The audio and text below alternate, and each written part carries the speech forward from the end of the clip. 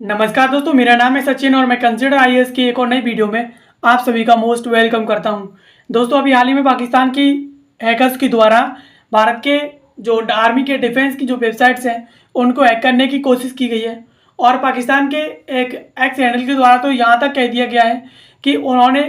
भारत की जो डिफेंस की वेबसाइट्स हैं उनके द्वारा जो संवेदनशील जानकारी उन पर उपलब्ध थी उनका एक्सेस भी पाकिस्तान की वेबसाइट्स और हैकर्स के द्वारा ले लिया गया है। और इसके साथ साथ वो भारत की वेबसाइट्स के साथ, भारत की डिफेंस वेबसाइट्स के साथ कुछ भी कर सकते हैं और उन्हें हैक करके अपने अनुसार ऑपरेट भी कर सकते हैं। और इसके साथ साथ पाकिस्तान के द्वारा इस तरीके की नापाक हरकतें लगातार जारी हैं और पाकिस्तान लगातार इस तरह की जो धमकियाँ भी दे रहा है।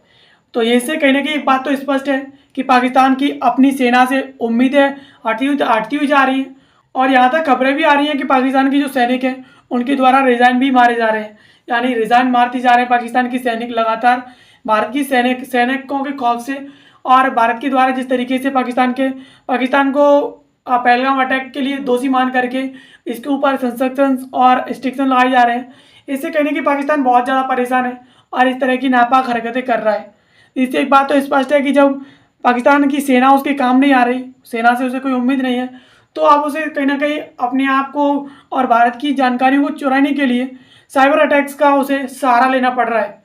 भारत के खौफ से पता नहीं नापाक हरकतें अब करने से बाज नहीं आ रहा है पाकिस्तान। अब ऐसी हरकतें कर रहा है जो बहुत ही ज़्यादा घिनौनी और शर्मनाक है।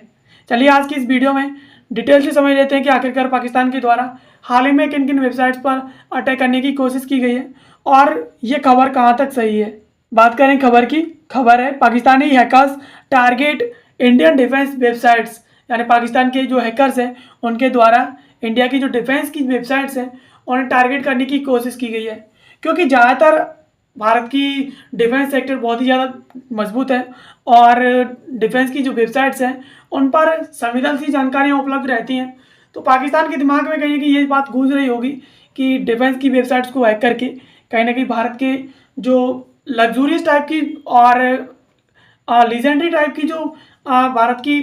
वेपन सिस्टम है उनके बारे में कहीं ना कहीं और मिसाइलों के बारे में पाकिस्तान को कोई ना कोई सुराग वहाँ से ज़रूर मिलेगा। अब खबर के महत्वपूर्ण बिंदुओं के बारे में बात कर लेते हैं। तो पाकिस्तान साइबर पोस्ट नाम के एक एक्स हैंडल ने दावा किया है कि कुछ हैकर्स ने मिलिट्री इंजीनियरिंग सर्विसेज और Manohar Parrikar Institute of Studies and analysis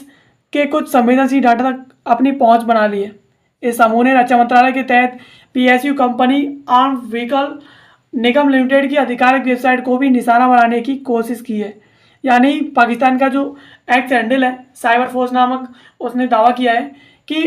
Pakistan के हैकर्स के द्वारा मिलिट्री की जो वेबसाइट्स हैं, मिलिट्री इंजीनियरिंग सर्विसेज और इसके साथ साथ Manohar Parrikar Institute of Defence Studies and Analysis, इनकी कुछ वेबसाइटों पर संवेदनशील जानकारी तक अपनी पहुंच बना ली है। और इसके साथ साथ ये भी कहा गया है कि रक्षा मंत्रालय के तहत काम करने वाली पीएसयू कंपनी आर्म्ड व्हीकल्स निगम लिमिटेड की आधिकारिक वेबसाइट को भी इनके द्वारा निशाना बनाया गया है और हैक करने की कोशिश की गई है।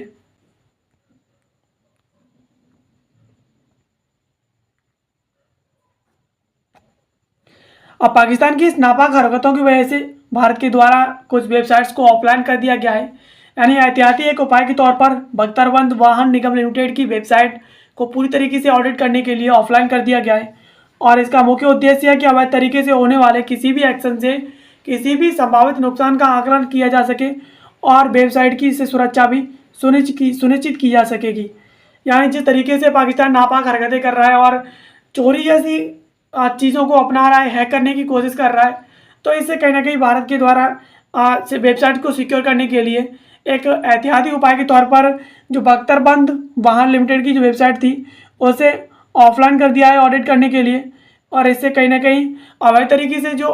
संभावित नुकसान होने की संभावनाएं थी वो भी कम हो जाएंगी और इससे कहीं ना कहीं वेबसाइट भी सिक्योर रहेगी। साइबर सुरक्षा विशेषज्ञ और एजेंसियां भी अतिरिक्त साइबर हमले का पता लगाने के लिए साइबर स्पेस की सक्रिय रूप से निगरानी कर रही हैं। यानी भारत की जितने भी साइबर विशेषज्ञ हैं और एजेंसियां हैं वो अतिरिक्त साइबर हमले की पता लगाने के लिए कि अगर पाकिस्तान के द्वारा और कोई साइबर अटैक किया जाता है उसका पता लगाने के लिए साइबर स्पेस पर पूरी तरीके से सक्रिय है और अगर पाकिस्तान के द्वारा ऐसा कोई भी साइबर हमला किया जाता है तो भारत कहीं ना कहीं उसके ही हमले के जवाब में उसे कोई ना कोई बहुत तगड़ा साइबर हमला करके रिप्लाई जरूर देगा। विशेष रूप से उन हमलों का जो पाकिस्तान से जुड़े खतरनाक तत्वों द्वारा प्रायोजित हो सकते हैं। इस निगरानी का मुख्य उद्देश्य इन साइबर हमलावरों द्वारा भविष्य में उत्पन्न होने वाली किसी भी जोखिम को शीघ्रता से पहचानना और उसे कम करना है। यानी जिस तरीके से निगरानी की जा रही है उसका एक ही उद्देश्य है कि इन फ्यूचर अगर हमलावरों के द्वारा किसी भी तरीके की जोखिमपूर्ण और अटैक किया जाता है तो उसे शीघ्रता से पहचाना जा सके और इसके साथ साथ उसे कम भी किया जा सके। और इसके साथ साथ मनोहर पारिकर जो रक्षा अध्ययन और विश्लेषण संस्थान है उसके प्रबंधक के द्वारा इस बात से स्पष्ट रूप से इनकार कर दिया गया है कि उनकी वेबसाइट को हैक किया गया है। यानी पाकिस्तान के हैंडलर्स के द्वारा जिस तरीके से दावा किया गया था कि उन्होंने मनोहर पारिकर रक्षा अनुसंधान और विश्लेषण संस्थान की जो वेबसाइट थी उन्हें हैक किया था, हैक करने की कोशिश की थी। यानी पाकिस्तान के हैंडलर्स के द्वारा हैकर्स के द्वारा जिस तरीके से ये दावा किया गया था कि उन्होंने मनोहर पारिकर रक्षा अध्ययन और विश्लेषण संस्थान की जो वेबसाइट है उसे हैक कर लिया है और इसके साथ साथ उसकी जानकारी का एक्सेस पाकिस्तान कर रहा है, ये कहीं ना कहीं बहुत ही झूठी खबर है। क्योंकि इसके जो वरिष्ठ प्रबंधक हैं उनके द्वारा इस बात को मानने से स्पष्ट रूप से इनकार कर दिया है कि उनकी वेबसाइट को किसी के द्वारा हैक किया गया था और विशेष रूप से पाकिस्तान के द्वारा। यानी ऐसा कोई भी अटैक इस वेबसाइट पर नहीं किया गया है और ना ही पाकिस्तान के हैकर्स के द्वारा इसे हैक किया गया है। और इसी तरह की हरकतों के चलते पंजाब पुलिस के द्वारा हाल ही में 2 लोगों को अरेस्ट कर लिया गया है। 2 arrested in Amritsar for leaking sensitive detail on army and air force bases to Pakistan ISI। यानी इन लोगों ने किया था कि ISI को आर्मी और एयरफोर्स की सेंसिटिव जानकारी शेयर की थी जो कि बहुत ही ज़्यादा इम्पोर्टेंट थी और इनके द्वारा कुछ पैसे के लिए, कुछ रुपए के लिए इनके द्वारा वो जानकारी शत्रु के हाथों में भेज दी गई। खबर से पता चलता है कि जो अमृतसर के SSP है मनिंदर सिंह, उन्होंने कहा है कि फलकशेर मसीह और सूरज मसीह के द्वारा व्हाट्सएप के जरिए संवेदनशील जानकारी को प्रसारित किया गया है और इसी के आरोप में सीमावर्ती गांव बहलरवाल से उन लोगों को गिरफ्तार किया गया है। उन पर आधिकारिक रूप से गोपनीय अधिनियम और सूचना प्रौद्योगिकी के तहत मामला दर्ज किया गया है और इसके साथ साथ उनके मोबाइल की फॉरेंसिक जांच से ये पता चला है कि उनके द्वारा जो भी जानकारी उनके द्वारा शेयर की गई थी उसके बदले में उन्हें भुगतान मिला था।